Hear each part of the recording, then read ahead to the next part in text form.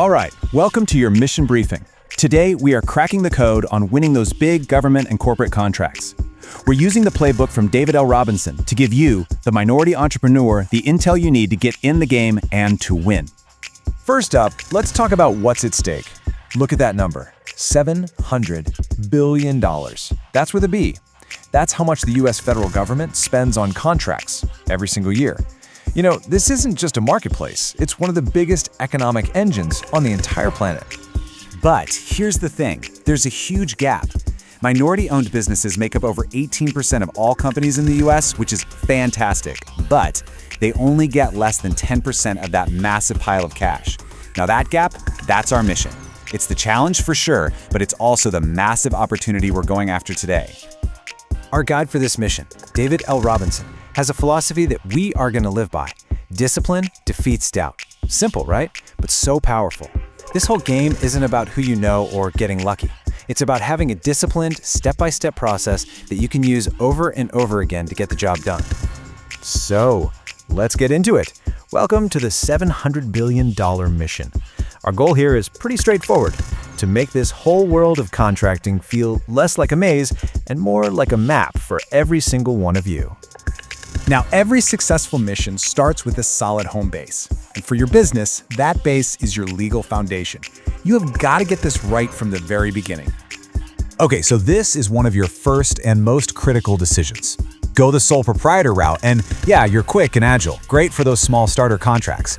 But, and this is a big but, your personal stuff, your house, your car, it's all on the line. At the other end, you've got the corporation. It's like a fortress of protection and looks great to big buyers, but it's got a lot more rules. For most people starting this journey, the LLC is the sweet spot. It protects your personal assets while giving you that credibility you need. Your structure sends a signal about how serious you are. So your foundation is solid. What's next? You need your entry ticket. You need to get certified. In the contracting world, you got to understand, these are not optional. If you don't have them, you're basically invisible. And let's be really clear about this. Getting certified isn't the finish line, not even close.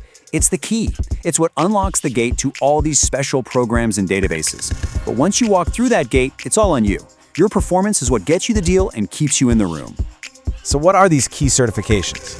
Well, for federal contracts, you've got amazing programs like 8A for disadvantaged businesses, or a WOSB for women-owned small businesses. These programs literally set aside contracts just for you.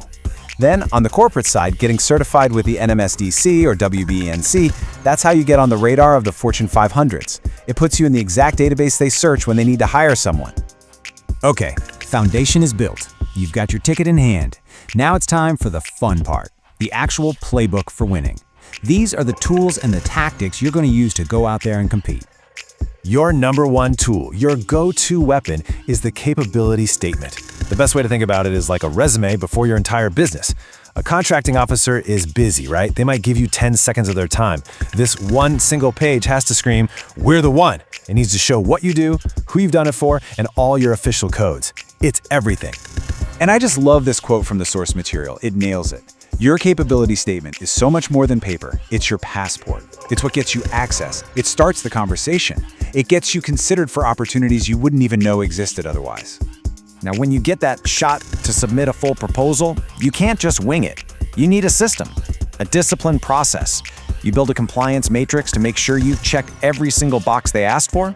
You develop a win theme that tells a story about why you're the absolute best choice.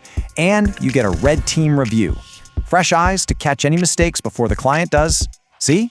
This turns it from a guessing game into a science. So let's fast forward. You do all this, you follow the playbook, you win. Mission accomplished, right? Not so fast. The final phase of this briefing is about what happens next. It's about building your legacy. Because this is the real mission. Winning that first contract is incredible, but it's just the start. It's the launch pad. The real goal is to use that success to build something that lasts, to create jobs, to generate real wealth, and to build a business that will be around for generations. And this, right here, this is the ultimate takeaway. Contracts are the fuel for the engine. They build revenue, they pay the bills, they keep the lights on. But legacy is what you're remembered for. Legacy builds history. It's the impact you make on your community and on all the entrepreneurs who are watching you. And hey, if you're sitting there thinking, this sounds good, but can I really do it?